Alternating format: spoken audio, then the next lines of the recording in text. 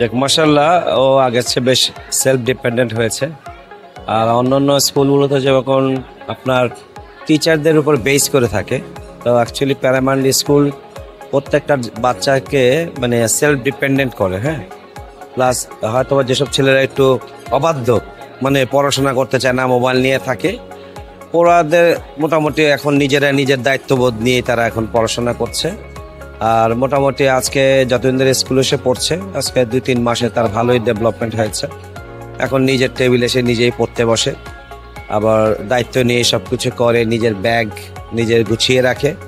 দেওয়া লাগছে না, যেহেতু আমি এখানে ফুলফিল সব কিছু পেয়েছি এবং এখানকার টিচার থেকে শুরু করে যারা আছেন, চেয়ারম্যান সব থেকে আছেন, প্রত্যেকটা বাচ্চাকে তারা ঠিক ফাদার মাদারের মতো টেক কেয়ার করে, যার কারণে ওর ডেভেলপমেন্ট আমি পরিবর্তন দেখতে পাচ্ছি। আগের চেয়ে যে ছিল পরিবর্তন, তার চেয়ে তাকে পরিবর্তন দেখতে পাচ্ছি মাশাআল্লাহ।